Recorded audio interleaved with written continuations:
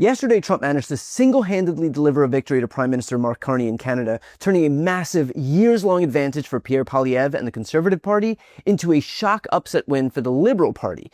Well, turns out things got even worse, because not only did Trump ruin Poilievre's chances at becoming Prime Minister, snatching defeat from the jaws of victory, but he just ended Poilievre's political career, at least for the moment.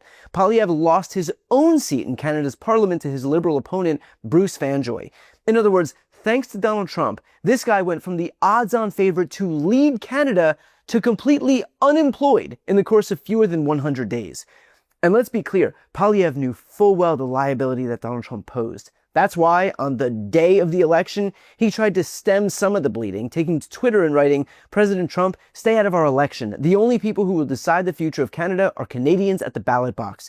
Canada will always be proud, sovereign, and independent, and we will never be the 51st state. Today, Canadians can vote for change so we can strengthen our country, stand up on our own 2 feet, and stand up to America from a position of strength." But clearly, too little too late. The reality is that it is far too difficult for the Conservative Party in Canada to distance itself from the Conservative Party here in the United States. And so in the same way that Donald Trump has been a drag on the Republican tickets across the US in special elections held this year, more on that in a moment, he also served as an anchor on the necks of these Conservative parties even in other countries. And to that point, when I say that Trump has been a drag on Republicans' prospects here in the United States, I mean it. Since Trump took office, where he demanded total fealty from his party and then went on to tank the stock market, the economy, 401ks, consumer confidence, and surge costs, now the rest of his own party is forced to bear the political burden of that. And the electoral consequences have been beyond apparent. Just a few weeks ago, the 2 Republican candidates in Florida's special election underperformed by 16 points and 22 points from the party's 2024 margin. In Wisconsin, Liberal Supreme Court Justice nominee Susan Crawford overperformed the 2024 presidential election contest by 11 points en route to her victory in that race. In Pennsylvania, Democrats overperformed by 15 points and 17 points in two state legislative seats en route to victories there, one of which solidified Democratic control of the Pennsylvania State House, and the other of which flipped the seat from red to blue. Across the U.S., of the 16 races held since Election Day 2024, Democrats are seeing an 11.4% swing to the left, with 2 of those races seeing Democrats flip seats formerly held by Republicans.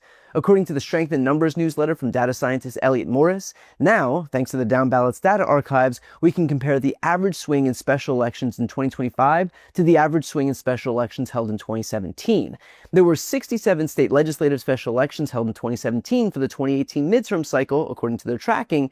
In those, Democratic candidates beat Hillary Clinton's margin versus Trump in 2016 by 11 points. So an 11-point swing for Democrats in 2017 and 10 points for 2025 so far. 10 is not so different from 11.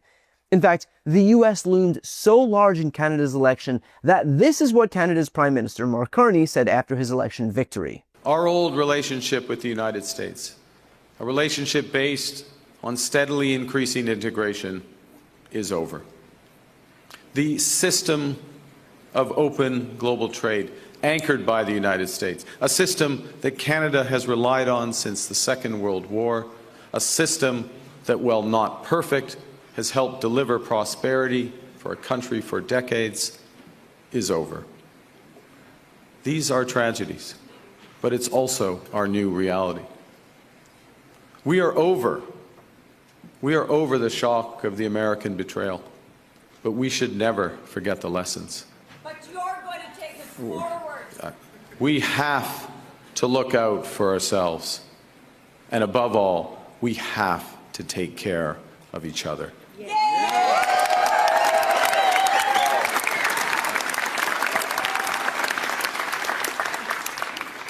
When I sit down with President Trump, it will be to discuss the future economic and security relationship between 2 sovereign nations. And it will be with our full knowledge that we have many, many other options than the United States to build prosperity for all Canadians. We will strengthen our relationship with reliable partners in Europe, in Asia, and elsewhere in the world. And if the US doesn't want to play a a pivotal role in the world economy. We will lead, not the Americans. We are masters in our own home. We'll build millions of homes. We'll become an energy superpower.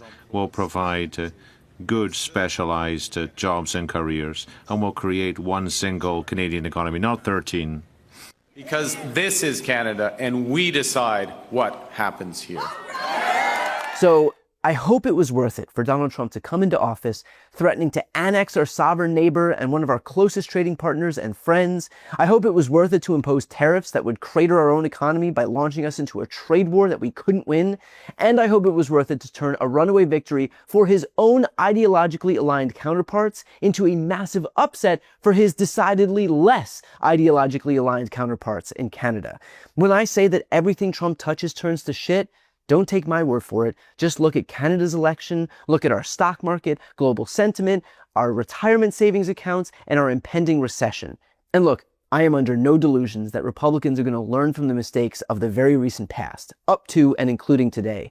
The reality is that they know full well the risks associated with aligning themselves with Donald Trump and enabling his dangerous and deranged behavior. But they do it anyway, because they've decided to allow him to have power over them, and now they can't get it back. They have established the precedent that Trump gets to usurp all of their control, their dignity, their voice, and they're left as barren husks who exist to display slavish devotion to just one man. I gotta say, truly one of life's great mysteries, how other countries don't seem especially interested in replicating the profiles and courage set forth by our Republican Party.